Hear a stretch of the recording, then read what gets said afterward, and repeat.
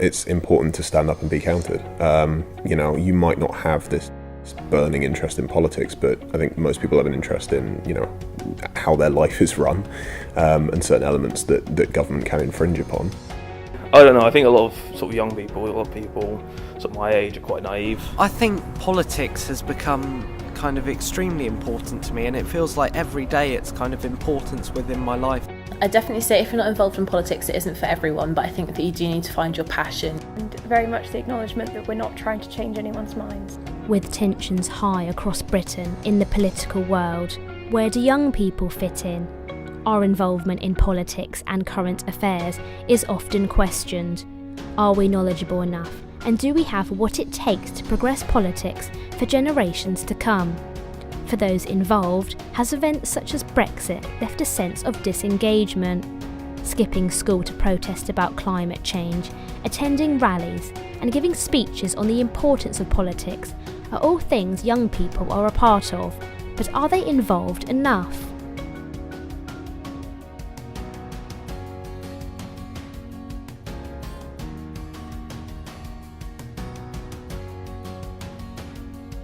There is certainly a debate on whether children should be taught compulsory about politics prior to choosing their GCSE options. Will this help them make informed decisions and give them the knowledge they need if they wish to get involved in the future? Certainly the basics of, how, laws are made, for example, should be taught. Maybe sort of leave the sort of political traditions and ideology for later, sort of avoid sort of arguments of imbalance. But yeah, definitely how basic stuff about, how laws are made, what are MPs, what's a speaker, so on and so forth, should definitely be taught in schools at an early age, yeah. I think that politics, people need to understand politics. I don't think it's as well covered in the curriculum, but I think if young people start to take an interest from a young age, we have parents telling us about it, teachers informing us about it, it's good because you get to understand that it does make a difference to everyday life. Lots of things from public transport to rubbish in the city, pollution, everything like that, it makes a big difference.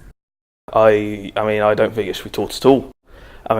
You should be taught how the system works. So, we have a parliament, we have a House of Lords, we have Prime Minister, the Queen, all of these things. You should be taught how it works. You should know how the system works at least. But beyond that, your life experience should inform your decisions. Your own life should influence how you vote. I think I don't think you can really make it compulsory in that there's a lot to cover, so picking what would be compulsory would be very difficult. I think isn't there like PSHE and citizenship lessons lower down? I think it could be integrated a bit into that, maybe just a little bit on how voting works, that you need to register, that will happen when you're 18. I think that could maybe be put in. I think a real problem we have in the UK is a lack of political education. People don't necessarily know what the different parties stand for, they don't know what their votes really mean. And if we had more of an education around that, I think we'd see a more engaged, a more involved population. The perception of young people in the UK is quite varied. Research carried out by the Intergenerational Foundation found that British people in their 20s achieve the lowest scores of any country in relation to being viewed with respect. Is this a reasoning factor as to why there hasn't been a significant rise in seeing young people at the ballot box? On the other hand, they are also ranked 13th out of the 29 countries surveyed for economic contribution.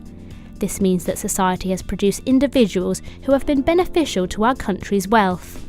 Has society produced enough good role models for this to happen, or is political influence the cause of this? I think that society is diverse enough to produce, a role model in a category that you're interested in, regardless of where your interests lie. I think that there are. It might be quite difficult to find them. Certain people aren't covered as much as others. So perhaps the sort of noise of the Kardashians can drown out, the work of, Liberian women's rights activists or something like that.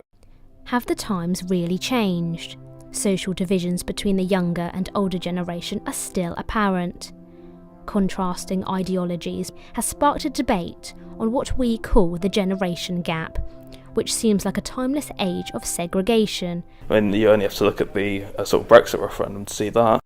Young people supported Remain and old people supported Leave. I think there's like a really famous Churchill quote about, whoever's under the age of 25 and, a liberal has a heart, but, someone who's, over 25 and a conservative, has a brain or something like that. There is a noticeable difference, and it's probably because of the sort of values that are instilled in those ages. I think that if you look at politics today and sort of the events that we see going on day to day, the overall impression that people get is there is that large divide between the young generation and the older generation, because especially with issues like Brexit, it's seen as the older generation are just leave means leave, sort of immigrant hating maniacs, and then the young people are seen as that strong Remain voice who kind of like sit around eating avocados. With Brexit still on the minds of everyone across the country, how does this affect young people? I got invited to hear a speech by the co-founder of Our Future, Our Choice, who are campaigning for a people's vote. Will Dry originally voted to leave the European Union, but has since changed his mind. Taxpayers contribute, could be the UK or the EU. I think that's quite a sensible answer, at least to say the UK, same with our laws, same with our trade deals. I think the Leave campaign was powered by those kind of common sense propositions. Some members of the Politics Society here at the University of Winchester challenge Will and his views. The promise of a referendum, polls were about 60-40 for Remain. So we had the same problem that the US did with the Trump election, is that no one could trust the polls, so a lot of people didn't want to spew out. For me voting Remain, or voting Leave, sorry, I couldn't tell anyone I voted Leave because it was the same response. These divisions are further highlighted through the funding of higher education. From 1962 to 1998, full-time students were exempt from university tuition fees. As you can see, from 1998, tuition fees has risen and cost students up to £9,250 per year. The chair of Winchester Labour, Jill Connell, speaks about how different it was when she attended university. It's a generation, I think, that feels absolutely left behind.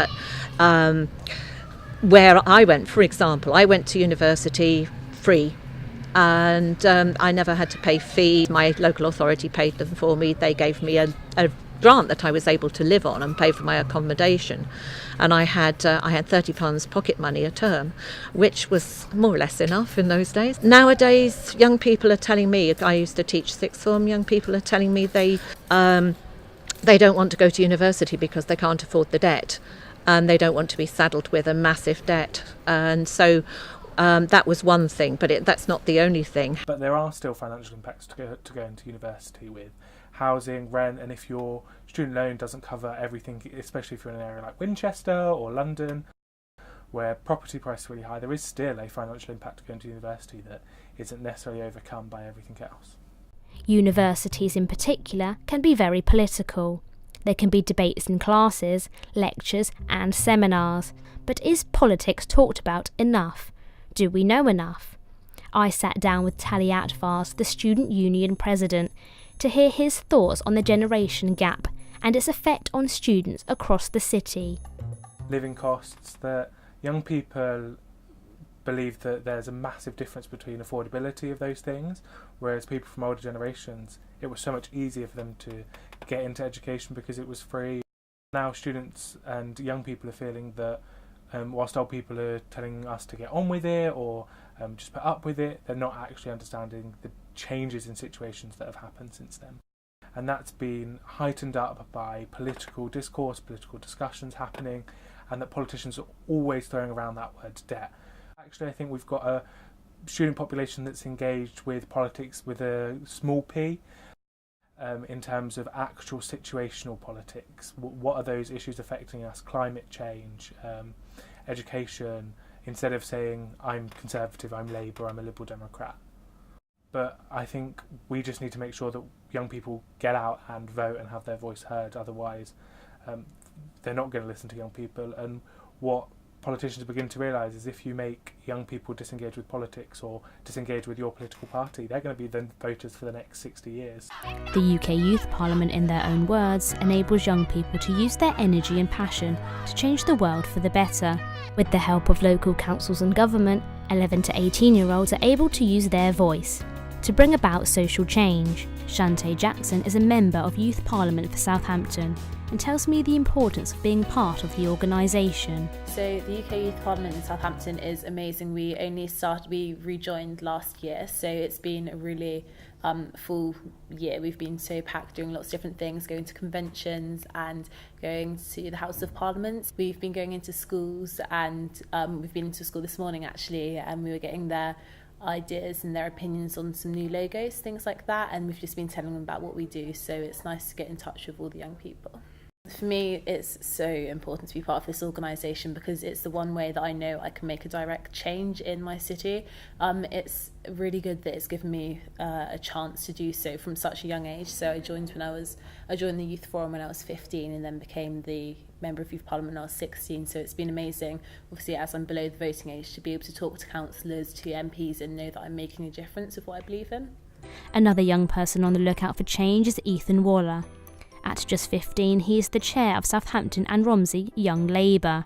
My kind of role within the local Labour Party is to give a voice to our young members, and because we're now 350 strong, and it's kind of giving them a voice within the local party and within democracy in the city. So it's kind of making sure they're represented right at the top and on a grassroots level. It seems our generation have been brought into a social media frenzy. With 66% of the population active social media users, how much of the content is legitimate? Has fake news manipulated young people into believing everything that they read on the internet? Amy Dawes, the current chair of the Politics Society, tells me more about the influence of social media. I think the major issue we're having with social media at the moment is it's just echo chambers.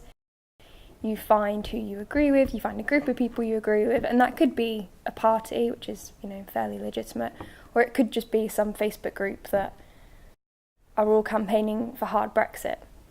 Nothing wrong with that, but by entering into that group and ignoring all the other news sources, by default you are biased, you don't take other things into account. But I do read the news and I do look at what everyone else is saying, and I do fact check the things that come into sort of my group, whatever platform that may be on.